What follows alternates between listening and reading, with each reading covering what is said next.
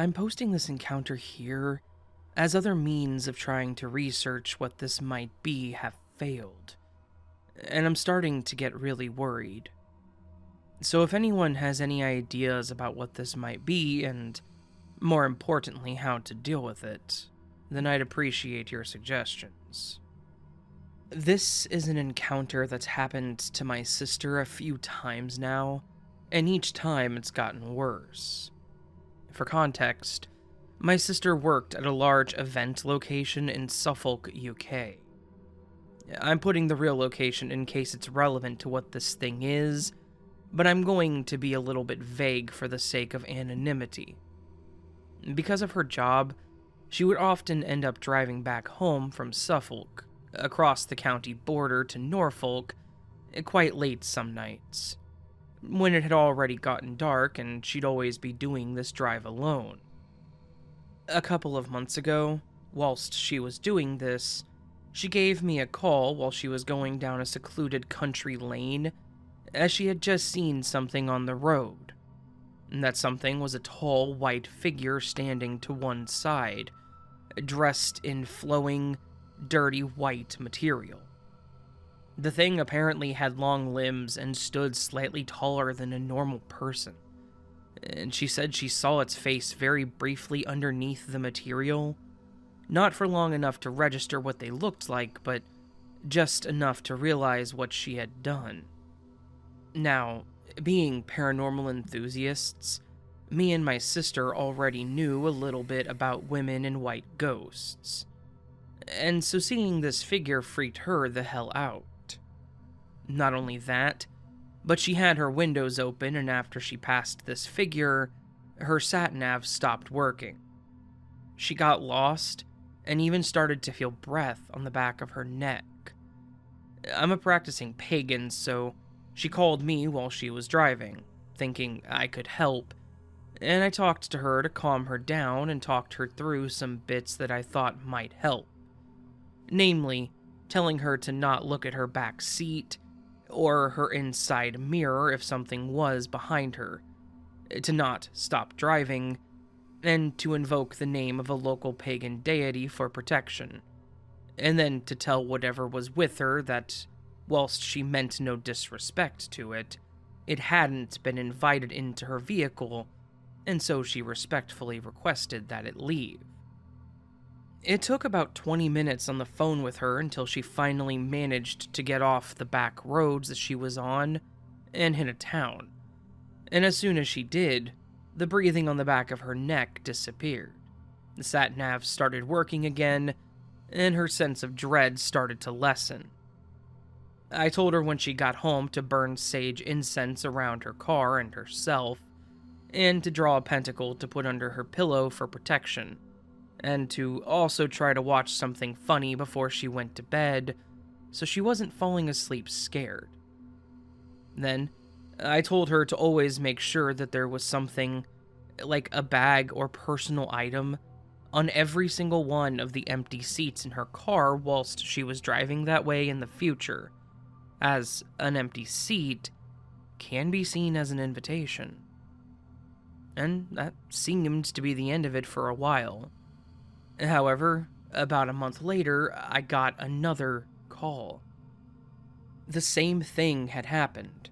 Her lights had stopped working on the drive, so she pulled over, and when she looked up, she saw the tall white figure again, right by her passenger side door. Tall enough that she only saw its hand and body in the window, but she thought it looked as though it was reaching for the door. Freaking out, as she realized she'd forgotten to put anything on the seats behind her, she immediately locked the car and started driving again and called me. We repeated the same actions as before. This time, though, I noticed heavy static on the radio in the background whilst on her phone. It was only afterwards that my sister told me the radio hadn't been on. Finally, last night, I got another call from my sister. The same thing had happened again. As she'd been driving, she'd seen the figure standing next to a give way sign, and said the figure was easily as tall as the sign, One arm pointed to the ground, and the other was stretched out to the side over the sign itself. Its face, this time, seemed to be completely covered in the white material that it wore, but its arms were long and thin. Once again, she called me. And once again, she felt breath on the back of her neck, and again she'd realized that she had forgotten to put anything on the seats behind her. This encounter was much worse. She's driving a new car this time, and this one has sensors on the seats that can tell when someone is sitting on the seat without a seatbelt done up. And, well, the sensor on the dashboard starts blinking at her to tell her someone or something was sitting behind her. Not only that, but it started blinking from seat to seat as if the thing was moving around in the back. Not only that, but this time as she's driving, her lights give out completely, so she has to slow to a crawl so that she can see where she's going and doesn't drive off the road without actually stopping. I go through the same actions with her as before and go through the polite request that anything in the car leave, and this time it doesn't go well. She gets the fright of her life when a pair of rolled up socks that had been in her bag in the back gets thrown into the front. Thrown hard enough that it hits the air freshener dangling from her inside mirror and bounces off the dashboard. I suspect that the thing may have been trying to get her to look into the mirror, to look at it. She's really freaked out now and she starts to smell burning, but she sees a car driving up ahead, so she speeds up to try to catch up with it so she's not on the road alone. It gets close enough that if it were to brake, she'd also have to brake to stop herself going into the back of the car. She looks down for a second to try and turn her lights back on, and when she looks up, the car is gone. Just completely vanished. It almost sounds cliche, but trust me, when you're hearing this live as it's happening from someone who's in tears because they're so scared, it doesn't feel cliche. It feels downright terrifying. Again, though, she manages to get past the country roads and into a town. However, at this point, she realizes that she missed a whole stretch of road.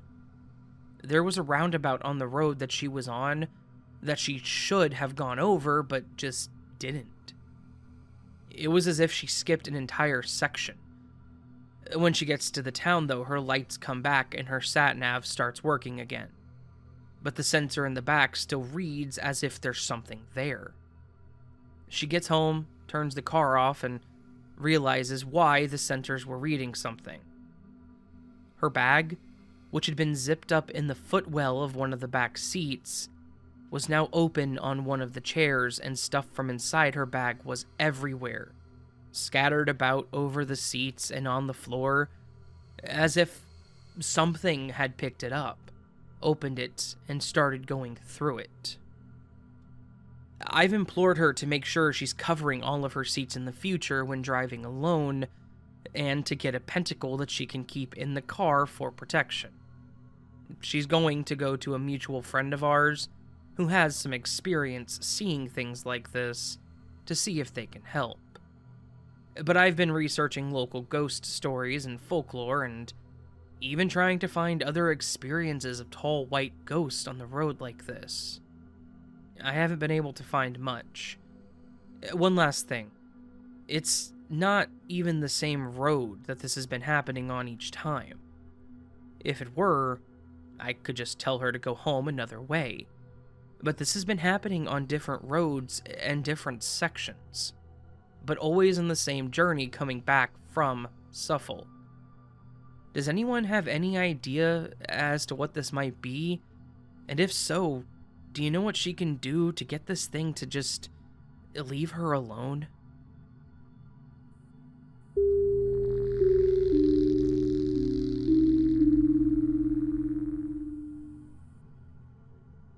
So, my girlfriend and I recently started dating.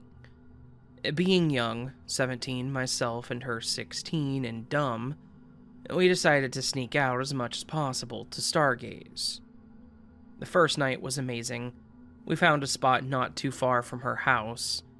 We hung out and looked at the stars. The second night was different.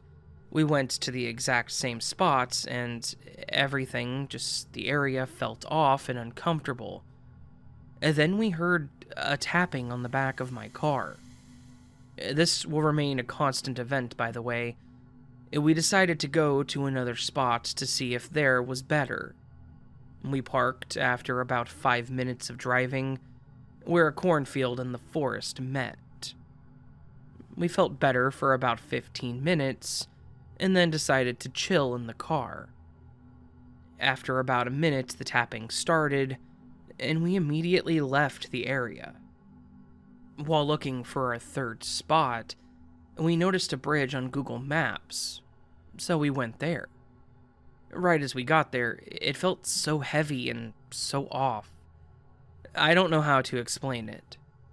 We sat there for about 5 minutes before I felt this pressure on my head, and all my senses felt dulled.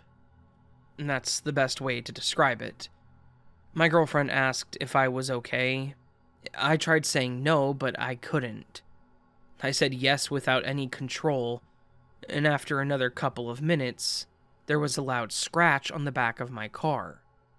I know that it wasn't a branch or anything, as there were no trees close enough to hit my car. We shot up and left. I dropped her off at her house and started on my way home. Not even a minute after I dropped her off, she says something grabbed her. She had scratches. I stopped to make sure that I didn't have to go help her. I feel like something was behind my car. I looked in my mirrors and I saw this figure. Everything about it looked off, and it was pure white. I looked at my passenger window, and there was another one looking at me, almost studying me. I sped home that night. The next night, we wanted some answers, so we made a visit to every location. First off was the stargazing spot, and then the cornfield, and then the last bridge. The stargazing spot in the cornfield didn't feel as bad as the previous night. And then we reached the bridge, and it was unbearable being there. But I was dead set on getting answers and getting peace with the situation. So, being 17 and stupid, I got out of my car. I walked a good few feet in front of the car, and standing in the tree line was my girlfriend. She looked me dead in the eyes and said, "Help me." I stepped forward out of natural instinct, and then I realized a few things. 1, my girlfriend was in the car. 2, the thing trying to act like my girlfriend had its jaw unhinged, and the eyes were this cloudy, dead look to them. And 3, and this one's the worst, there was this big bony hand on the right shoulder. I ran to my car door and I drove off. It's pretty hard to shake me or make me scared, but that turned me into a 5-year-old girl. I dropped her off and went home. She went on vacation, and the temptation to go there by myself was hard to resist. I ended up not going, and I waited for her to get back. So, she got back today, and we wanted to see each other because, screw it, why not? Most of the time there was pretty okay, until about 2:30 in the morning, the cows in the nearby farm started to get a little noisy. We decided to sit in my car for a bit, and that's what we did. So 3:15 came around, and it was time to take her home. I dropped her off and continued on my way. I get to the first stop sign, and standing in the middle of the road is my girlfriend. But everything was just off about her. She just looked wrong. And then she said, "Help me." I knew it was not actually her, so I drove off. And as I do, there's this blood-curdling and heart-stopping screech. I look at my phone to see a text from her saying that she saw me in her backyard and I was asking for help. As she was about to run inside, this large bony hand grabs her head, and she just books it into her house.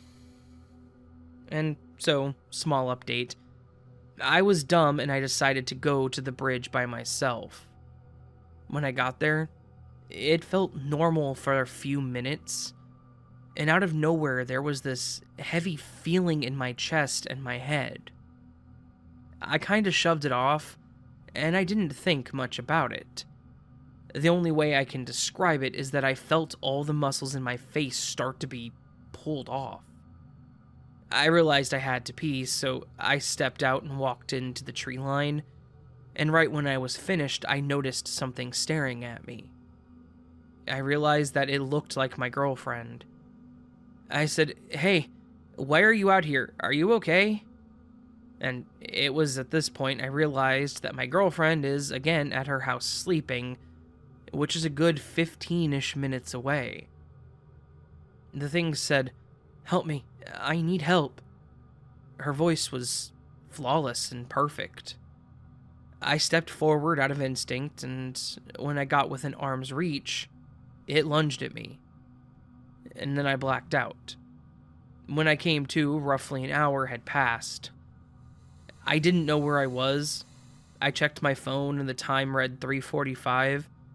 I looked at Life 360 and saw where the bridge was and my car. I was a little over a mile away. Now, I'm not in the best of shape, but I needed to get to my car, so I ran as hard as I could. And I made it there in about 15 minutes. When I got in, I locked the doors and started crying my eyes out for half an hour. I needed to get home. I pulled out and started my way back, and as I reached the stop sign, there was this scream, and someone shouting help, again in my girlfriend's voice. I knew it wasn't her. I pulled onto the road and I sped home. The entire time, they followed me, and they screamed. But I'm gonna go back there tonight.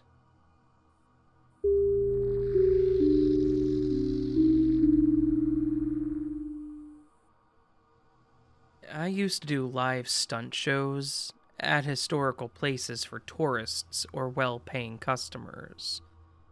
I'm not sure if this is common in other countries, but here it's a good way of how to get quite a lot of money in a really short time.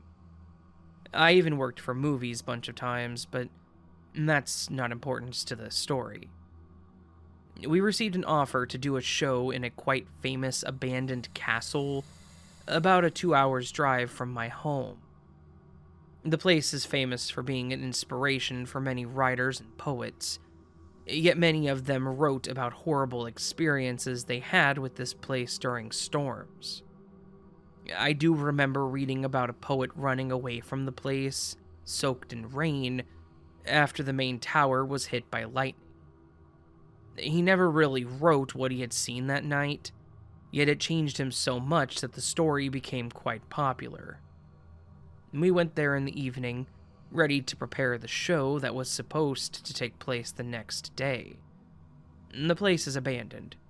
It has a very narrow courtyard, it's cut into rock itself, and with many carved stairs leading to the stone bridge, connecting the destroyed barracks with the main building. And that's the only place in a good enough condition to have 3 rooms, good enough for sleeping. I saw the rest of my group looking kind of uneasy from that place, even though they were tough guys in real life. And there were 5 of us. Dan, the official leader, a guy getting his career as a mafia enforcer, now owning a bunch of hotels and doing this for fun. Vlad, a 40-ish looking guy who was in business since he was a child, and was kind of a strange guy. Jindra, who was a young guy, 25 at the time, probably the fastest fighter I've ever seen. I have more stories with him. Me, usually playing the pretty-faced prince in most of our shows, and Pavel, a strongman and professional butcher hired after Dan saw him one day lifting a ram by its horns and breaking its spine with a single strike of a butcher's mace.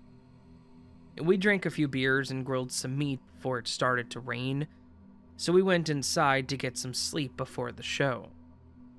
Dan asked me to check the main gate, the only way of getting into the courtyard, and then to lock it. It was a really heavy wooden gate with iron reinforcement. I locked the heavy padlock and I joined the rest of the group inside. I never slept better than that night, before I was woken up by the sounds of a lightning storm. I could see lights lighting up the clouds on the other side of the tiny window that our room had. It's a really strange feeling to be in the clouds and yet see the lightning go around you. I remember the story about the poet and was strangely joyfully watching this lightning and waiting for it to hit the main tower above us. It took nearly 10 minutes before that happened. The sound of lightning hitting the tall yet quite tiny building was deafening. I jumped from the wooden bed, blinking into the darkness around me. I checked my phone. It was midnight. And there was only the sound of heavy rain hitting the solid rock around us. I wanted to go back to sleep, but then what I heard, it changed my life forever. I heard faint sounds of horseshoes. They were clearly audible from the courtyard. I wondered if someone from the village had tried to sneak in on horseback, but that didn't make any sense. The place was quite a hike on foot during the day, and there was no way somebody could ride here in darkness during a storm. Yet, the sound of somebody riding a horse was as clear as it could possibly be. There is no other sound like a horse trying to dance around on difficult terrain with a rider holding it back. And then I remembered that the only way of getting into the courtyard was through the gate that I locked and checked myself. None of my companions had made any sound. I thought they were sleeping, but later I realized that they were just scared. How could this rider get here? How can he or she be riding inside of the high walls? I had to check it out. I just had to see what this person looked like and who it was. I took a mace that I had for the show, which we only used to scare people because it was too dangerous to actually use, and I walked to the front door. Pavel was sleeping in the next main hall, and I saw that huge guy curled up in his sleeping bag with a warhammer in his hands. He looked at me with the look, "Don't do it, man. Don't go in there." I couldn't. I never believed in ghosts or spirits, so I had to check. As I walked silently to the main door, I clearly heard the rider slowly riding his horse on the other side of the wall, and I clearly heard the horse breathing. I heard every small movement of the beast. I squeezed the mace in my hand, and I reached for the door handle. Even though it was in August, that handle was freezing. And then, I realized the absurdity of the situation. I was there, in my pajamas, holding an ancient mace ready to attack a ghost. What exactly was my plan to begin with? To charge at it with a piece of steel? Why would I risk such a thing? It was clearly a silly thing to do, so I danced around the door for a few moments, and then I decided to go back to bed. The storm stopped at 1:36 in the morning, and with the storm, the rider was gone. This happened 8 years ago, and I never stopped thinking about who was the rider or what exactly we'd witnessed. Please help me to get to some conclusion in the comments. I could add some pictures of the place or try to get the video from the show if you're interested, but sadly, I have nothing from that night.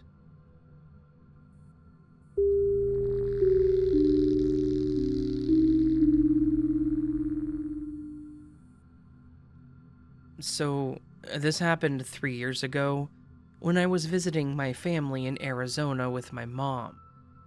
We were staying at my sister and her husband's new home. It was a fairly large and up-to-date house. There were 2 floors. The room I was staying in was upstairs and my mom's was downstairs.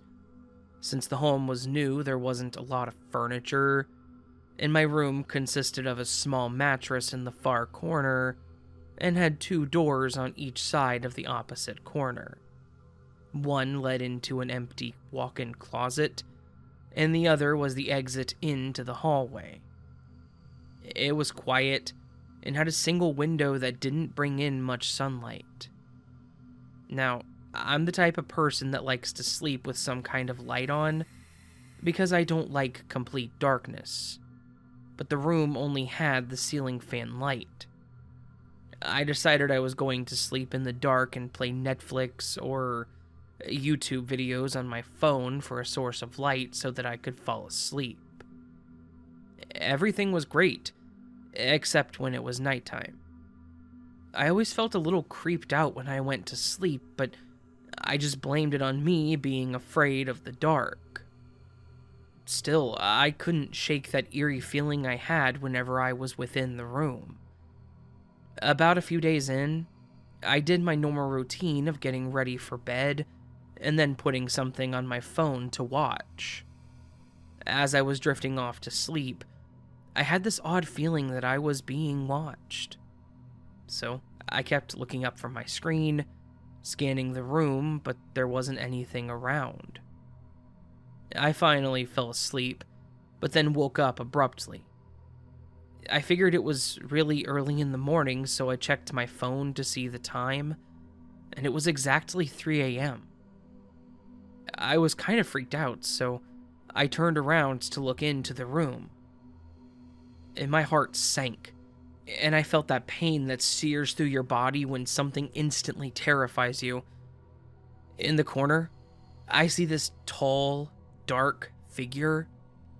The room was already pitch black, but this humanoid thing was somehow even blacker than the darkness itself.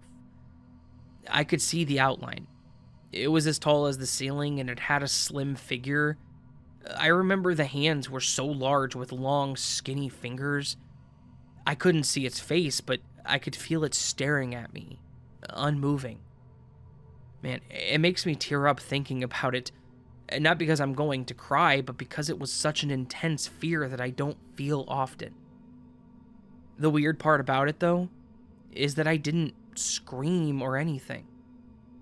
I knew it wasn't human, and I don't know how to explain it.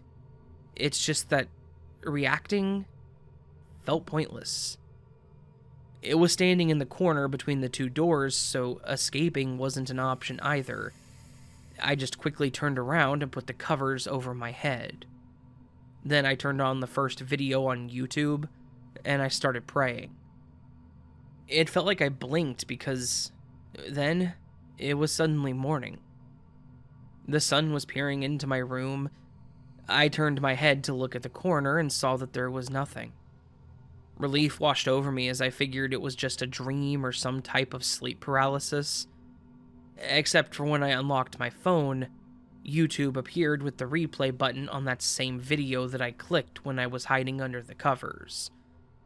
The fear came back as I realized that had actually happened to some extent. My sister came into the room with her two dogs to say good morning and told me to get ready for the day that we had planned. I started getting ready with the door open, and the dogs were in the room with me. They both went to the closed closet door and started whining and scratching at it. That really started to freak me out, so I opened it and peeked inside with my friend on the phone because I was about to pee my pants. There was nothing in there, just an empty closet. I went downstairs to eat breakfast, and I told my family about it. And they thought it was creepy, but just shrugged it off, thinking it was just my imagination. My sister said sometimes the dogs would do that to closed doors in their house, but honestly, I felt like they had sensed something. I did actually keep sleeping in that room, though. Nothing more happened, and I kept the ceiling light on for a while at night. It just kind of weirds me out thinking back because I fell asleep so fast after being scared like that. And then it felt like I blinked one moment and it was morning. My family jokes about me being abducted by aliens, but honestly, sometimes I kind of wonder.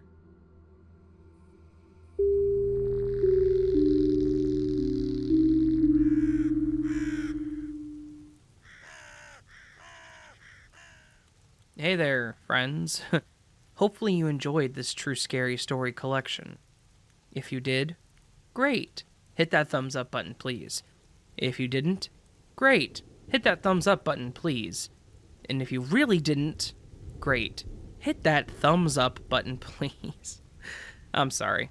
Hopefully you all did enjoy the video, though. If I sounded a little off, I apologize. If I still sound off, I apologize. I am sick. I have something going on. It's maybe my sinuses, I think, but I don't know. My head's hurting, and I am congested to hell. I don't feel very good, so... Great. Right before Christmas, let's start getting sick, right? Gotta love how things work out like that. Yeah, all that said, please, if you're new to the channel and liked what you heard, consider subscribing. If you're not new to the channel, welcome back. Always appreciate a repeat customer. And if you would feel so inclined, please, leave me a comment, letting me know how you're feeling. Are you sick too? I'm not feeling my best. Are you feeling not your best? That's okay. I love you regardless. My phone just went off too. Alright, I'm gonna end this outro. I hope you all have a beautiful day. I hope I see you on the next video. But of course, until then, my friends, sleep well.